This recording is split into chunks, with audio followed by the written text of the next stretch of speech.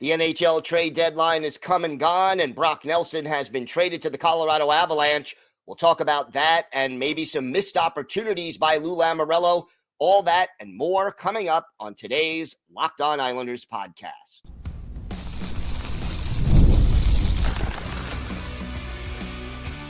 Your Locked On Islanders, your daily podcast on the New York Islanders. Part of the Locked On Podcast Network, your team every day. Welcome, everybody, to this special bonus episode of the Locked On Islanders podcast, part of the Locked On Podcast Network, your team every day. I want to thank everyone who makes Locked On Islanders your first listen every day. Don't forget to subscribe on YouTube or wherever you listen to podcasts so you get new episodes as soon as they drop. Today's episode is brought to you by FanDuel. Right now, new FanDuel customers can get $150 in bonus bets if your first $5 bet wins. I'm Gil Martin. I've been covering the New York Islanders for almost 2 decades, and I wrote the book Ice Wars on the history of the Islanders' rivalry with the Rangers from 1972 to the modern era. So glad you could join us for this special bonus episode to talk a little Islanders hockey after the NHL trade deadline. And the bad news or the good news, depending on how you look at it, but the big news is that Brock Nelson is no longer a New York Islander. And first things first, thank you to Brock Nelson for everything he did for this team, this community, this organization during his career here. He is a guaranteed Islanders Hall of Famer and certainly made a big impact on the New York Islanders over the last roughly decade while he was on the island. A class act, a good hockey player, and he will be missed. I wish him all the best in Colorado as we move forward. And the other piece of good news is that I think even though Lou Lamoriello didn't want to trade Brock Nelson, I think he got a good return in this deal. So if we run it down, basically, you're talking about the following in the Brock Nelson trade. You got a prospect, one of the top prospects in the league, basically in Callum Ritchie. And Ritchie was ranked either 12th or 13th among all NHL prospects, depending on who you asked. He's a 20-year-old right-handed center, 6'3", about 190 pounds, made his NHL debut earlier this year, made the Avalanche out of training camp, played 7 games, clearly wasn't ready for the big time earlier this year, scored 1 goal, was a -7 in those 7 games, and of course, ironically, or maybe fittingly, the goal came against Ilya Sorokin and the New York Islanders. He's been down with the Oshawa Generals of the OHL back in juniors as an overage junior this year. 14 goals, 53 assists, 67 points in just 41 games. He is more of a playmaker than he is a goal scorer. His hockey sense is probably his biggest and best skill. He knows how to support the puck carrier when he doesn't have the puck. He knows where to go on the ice to close gaps and how to position himself for a pass when he doesn't have the puck.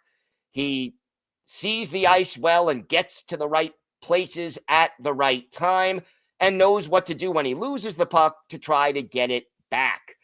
I think that this is a really good long-term pickup for the New York Islanders. And, you know, his size and his hockey sense make him a solid addition. He becomes right now the number 1 prospect in the Islanders organization ahead of Cole Yzerman.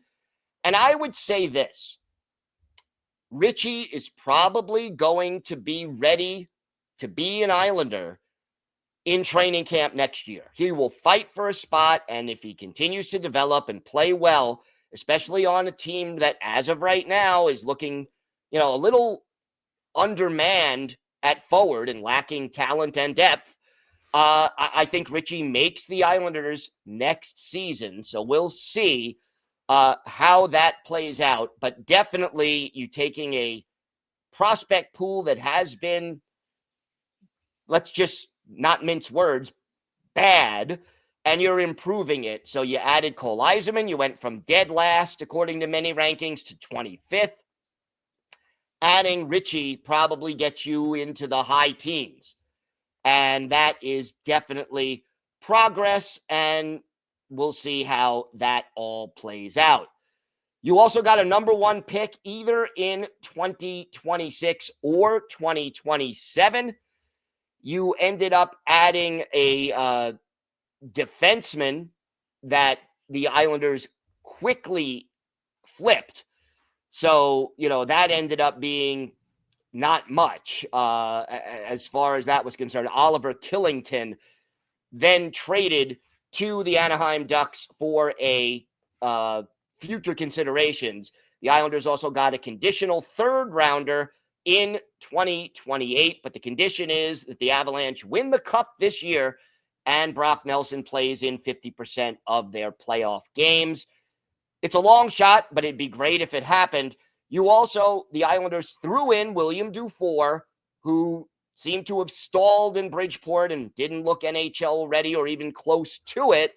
So maybe Dufour benefits from being traded and getting a fresh start in Colorado.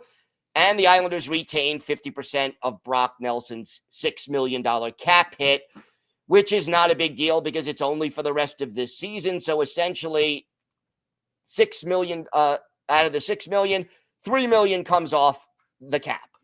Islanders still had plenty of cap space to work with after the deal. Given the fact that Lou Lamoriello reportedly offered Brock Nelson $7.5 million a year for 3 years, and Brock Nelson, I think, wisely turned that down to try to test the free agent market, Lou got a good return for Brock Nelson and made this team, the everydayers, we've talked about making this team younger, faster, and more skilled. This deal does that. You add a top prospect, you add a number one pick in a deep draft in 2026. And even if you don't use that pick, you can leverage that pick in a trade, whether it's at this year's draft or at any point before next year's draft. It's a deep draft in 2026, not as much this year in 2025. I think Lou did really well. The future looks good for Brock Nelson. He now gets an opportunity to win a Stanley Cup with the Avalanche, and then will hit the open market unless he signs a new deal with Colorado and probably, take advantage of his last opportunity to cash in with a really big, lucrative contract. And I wish Brock Nelson all the best, and I'm glad he's in the Western Conference, not the East. Here's the thing, though. The Islanders are still 4 points out of a playoff spot, but there's still 5 or 6 teams that they would need to pass and stay ahead of in order to make the playoffs. It's very, very unlikely that they were going to get in even if they kept Brock Nelson. And now without Brock, arguably their best goal scorer, the odds are even less. But again, I think the ceiling for this team was sneaking into the playoffs and probably losing again in the first round. More likely than not, they weren't going to make the playoffs. So again, I think this deal was wise. What I don't like, however, is that Lou Lamoriello is still trying to double down on this core. His primary goal was to re-sign both Brock Nelson and Kyle Palmieri. And when he realized he had no way of signing Brock Nelson, rather than lose him for nothing, he made the deal. He made a good deal, but it really concerns me that Lou is still in the I believe in this core mode and ended up not making any other moves after he dealt Brock Nelson. So I like the Brock Nelson deal. I think it was really, really solid. I think it benefits Brock. It benefits the Islanders. And long term, there are a lot of possibilities associated with this deal. But did Lou Lamoriello miss out on a chance to do a lot more? We're going to talk about that next on today's Locked On Islanders podcast. Today's episode is brought to you by FanDuel. When the game tips off, the NBA action is just getting started, and there's no better place to get in on it than FanDuel, America's #1 sportsbook. With FanDuel, you can place live bets throughout the game, so even if you miss the opening tip-off or want to bet on a fourth quarter comeback, you can stay in the action. And if you're looking for a bigger payout, you can even combine your live bets into a same-game parlay. I love using FanDuel's live betting feature because it keeps every moment of the game exciting. Whether I'm backing my team for a late game rally or picking a player to hit a clutch three, I never feel like I missed my chance. Plus, the app is easy to use, and when you win, you get paid instantly. Right now, new FanDuel customers can get $150 in bonus bets if your first $5 bet wins. Just visit FanDuel.com to join today. That's FanDuel.com for your shot at $150 in bonus bets. Make every moment more with FanDuel, the official sports betting partner of the NBA.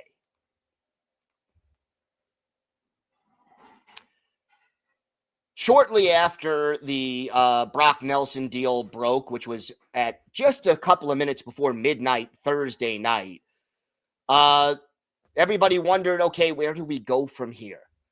And yet on the trade deadline day, midway through the afternoon, it was announced that Lou Lamoriello was going to look to extend Kyle Palmieri, looking at a 2-year deal. Palms was willing to give the team a little bit of a home team discount to stay a New York Islander. And again, I like Kyle Palmieri. I think he's a solid player, a little streakier perhaps than I like, but most goal scorers are. But here's the thing. There is no doubt, based on the fact that this was a seller's market, that Lou Lamoriello left a lot on the table. Once you traded Brock Nelson, again, the odds of the Islanders making the playoffs this year went from slim to even slimmer. Not going to say none, but realistically, it wasn't going to happen before with Brock Nelson, and it's even less likely now that you've traded him. This was a seller's market. There were players who weren't as good as Kyle Palmieri going for second-round picks. And if Lou would have chosen to trade Kyle Palmieri, he probably could have gotten a second-round pick and a prospect, or a second-round pick and another draft pick, or a second-round pick and maybe a third or fourth line player that give a little more depth at forward. All of this could have helped the New York Islanders. And yet, the goal is to keep Kyle Palmieri with the Isles. And I just don't understand the thinking there. Again, nothing against Palmieri. He's a solid player. He is 34 years old, however. And inevitably, he is going to slow down. And, you know, you may get 25 goals from him this year, maybe 26. Last year, it was 30. The 2 seasons before that, he missed games due to injury. Eventually, he is going to slow down. And while a 2-year deal, and no deal has been signed yet with Palms, but because this was such a seller's market, again, the opportunity to add young talent or draft picks or prospects lost. And again, Lou doing everything he can to keep this aging core together as opposed to retooling and helping this team get younger, faster, and stronger. He traded Brock Nelson because he had to, not because he wanted to. And so while I applaud what he got in return for Nelson, and I like Kyle Palmieri and want him to do well, it would have been in the best interest of the New York Islanders to move on from Kyle Palmieri. And yet, that is just not the thought process at this time for Lou Lamoriello, and I think that is a huge, huge mistake. And there were other things he could have done to address this team's needs. The Islanders have a back-to-back this weekend. Games Saturday against San Jose, Sunday in Anaheim. Are they going to play Ilya Sorokin in both games? He's already being used so much. You may recall we just on the Friday show talked about he started 32 of the last 35 games. You're not making the playoffs, most likely. Do not run your star goalie into the ground by starting him every game down the stretch. Hopefully, the fact that the Islanders did not add a backup goalie means that Marcus Hogberg will be back soon. But to me, the Islanders really, again, just did not address some of the other needs that they could have addressed. There were rumors that a lot of teams were interested in J.G. Pageau. Anders Lee certainly could have been in play. The other thing that I think was even more obvious, and it doesn't have to be a big deal, like trading Anders Lee is a big deal. He's your captain. He has a year left. I get it. Trading J.G. Pageau, a big deal. There were other deals that could have been made, small deals, that just weren't done. The Islanders have a glut of defensemen on their roster right now. You've got Noah Dobson. You've got Alexander Romanov. You've got Adam Pelech, Ryan Polak. You've got Boquist, Perunovic, D'Angelo, Riley. That's 9. Isaiah George, who probably is going to fight for a roster spot next year, would make 10 NHL-ready defensemen. 3 of those guys, D'Angelo, Perunovic, Boquist, are all on expiring contracts. You couldn't have flipped one of them for even a third line forward to add a little forward depth. You know, are you going to keep those guys? Are you going to re-sign them? Somebody has to go. Somebody out of those 10 defensemen is going to be somewhere else. If you're not re-signing Perunovic or Boquist or D'Angelo, get something for them. You're telling me you couldn't have gotten a third round pick or a bottom 6 forward for D'Angelo, who you signed, for nothing, really, a league minimum contract, free agent? Asset management is vital in the salary cap era, and it's something that Lou Lamoriello just does not seem to grasp. And he just seems content to keep this core together and to slowly sink into the muddy middle. This was the seller's market of all sellers' markets. You were getting more for players than what people thought they were worth a week, 2 weeks, 3 weeks ago. It was a simple case of supply and demand. And when you go into the marketplace, you need to read the room and take advantage of opportunities. And I feel like Lou just didn't do that. And if he is going to continue to double down on this aging core, it is ultimately up to management and ownership to say, Lou, this isn't working. Either you change course or we change general managers. But that just doesn't seem to be happening. And if the Islanders miss the playoffs this year, and it looks like they most likely are, then you're going 4 years without winning a playoff round. It's missing, losing in the first round, and missing. You can't keep doubling down on the same aging core. And yeah, there will be trade opportunities at the draft. Yeah, there will be other opportunities down the road, but this was such a good seller's market. And the fact that Lou Lamoriello was not active at the trade deadline the way he could have been. I know Lou is not going to do a full rebuild. That's not his MO. He doesn't even want to retool, as evidenced by the fact that he was offering Brock Nelson so much money for the 3-year deal. But you got to take advantage of your chances because they don't come around every day. And I feel like I give Lou high marks for what he got in exchange for Brock Nelson, but a failing grade for what he failed to get for any of the other veterans who clearly there was a market for, and he decided, nope, I'm going to hold on to these guys and we're going to stay put. So mixed bag here in my mind for Lou Lamoriello.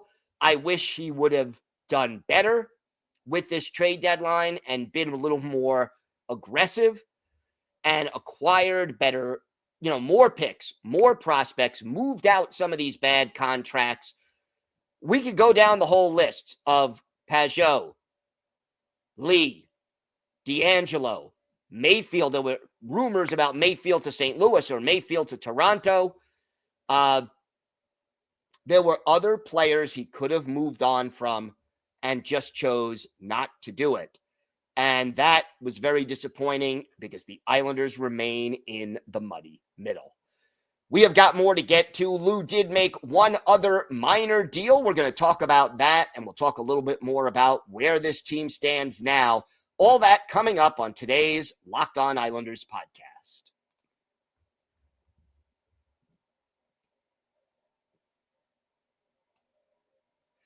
So Lou Lamoriello did make one other move, and it was kind of announced after the trade deadline ended. The Islanders traded defenseman Dennis Cholowski, who was back in Bridgeport, clearly wasn't going to be part of the team's plans. I mean, I mentioned 10 defensemen who are ahead of him in the organizational depth chart in the second segment, okay? So they traded him to the New Jersey Devils in exchange for forward Adam Beckman. And Beckman, a left shot, 23-year-old, former third-round pick of the Minnesota Wild back in 2019 from Saskatoon, Saskatchewan, 6'2", 182 pounds, left shot, has played 23 NHL games, all with the Minnesota Wild. He has 3 career assists, spent this season with the Utica Comets, that's the Devils' AHL farm team, has 13 goals, 33 points, and 26 penalty minutes in 43 games with Utica. And look, as far as I'm concerned, that's not a bad move. You really don't have any reason to hold on to Cholowski. Cholowski's not a young kid anymore. He is what he is, an AHL defenseman who you can call up and who can give you a couple of games here and there. And by the end of this, by the end of January of this year, the Islanders clearly didn't even feel he was that. But he's on a 1-year, 2-way deal with the Devils. So now the Islanders take over. His scouting report reads, he has a great hockey IQ, excellent sense of anticipation on the ice.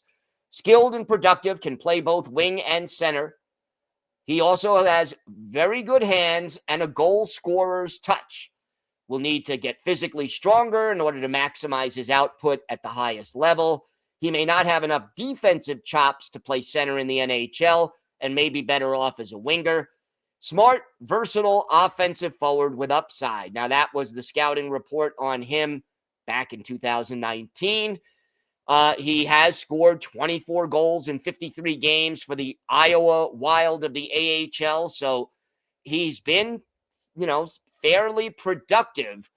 And it would not surprise me based on what we've seen from the Islanders, that Beckman gets called up to the big club and gets a chance to play a few games, if not many games, the rest of this season. Why? Because if you look right now at the Islanders' depth chart, it is clearly not looking that deep and that good. And, you know, offensively, and I can live with this, but offensively, this team is going to need some work. And it probably looks like this: Horvat, Palmieri, and Duclair, Pajot, Lee, and Holmstrom, Zizekas, Siplikov, and Fashing is your third line, McLean, Engvall, and Gatcomb as your fourth line. So, you know, does Beckman step in instead of Engvall, or instead of Fashing, or instead of Gatcomb or McLean? That remains to be seen. But clearly there is room here. And what you've got is a group that doesn't have a lot of goals in them. And so, you know, the Islanders were a below average offensive team when fully healthy with Brock Nelson. Now they are clearly going to be struggling to score goals. So, you know, bringing up Beckman and having him get a chance to see if he's NHL ready, see what he could do, and play a few games, I think that makes sense. I like his size. I like his potential. Worst case scenario, he's not he doesn't have the goods, and he helps out in Bridgeport, which desperately needs help, because that is the team with the worst record in the AHL. So, again, overall, I'm happy with the Brock Nelson trade. Sad to see Brock go, but happy for him. And I think Lou Lamoriello did a good job of getting return for Brock Nelson's services. But I'm disappointed that he didn't do more at the trade deadline to retool this team, to step up and expedite that retool, because this trade deadline was absolutely a golden opportunity to add picks and prospects and make this team younger, faster, and more skilled. Because in the long run, as this roster ages, things are just going to get worse for the Islanders. And the next window becomes the offseason, where you have the draft and free agency coming up in July. Could be a very long offseason because, again, I don't see the Islanders making the playoffs, but one step at a time. Right now, the trade deadline is come and gone. Lou has mixed grades, and we'll see how this all plays out. Be strange seeing the team without Brock Nelson this weekend. We'll see how they play, how they line up. Good that they're playing the Sharks Saturday, a team that is struggling near the bottom of the standings. And then the Ducks, a team that is surprised. So obviously we'll be back on Monday with our key takeaways from both of those games. Thank you for making Locked On Islanders your first listen today. For your second listen, check out the Locked On NHL podcast, bringing you the daily league-wide stories that matter with the local coverage you love from Locked On. Find Locked On NHL on YouTube or wherever you listen to podcasts. It's part of the Locked On Podcast Network, your team every day. If you have a question, a comment, maybe a topic you'd like us to discuss on a future episode, email us at lockedonislanders@gmail.com. And if you leave your first name and where you're from, we're happy to mention you on the show when we discuss whatever's on your mind. You could follow the show on X at Locked On Isles, and you could follow me, Gil Martin, on X at Ice Wars, NYR, VSNYI. We'll keep you up to date on all things Islanders all year long, and I am live tweeting during nearly every Islanders home and road game. So join me for some instant insight and analysis, and it's always great to talk Islanders hockey with you, game time or anytime. Have a great day, everybody. Stay safe, and of course, let's go Islanders.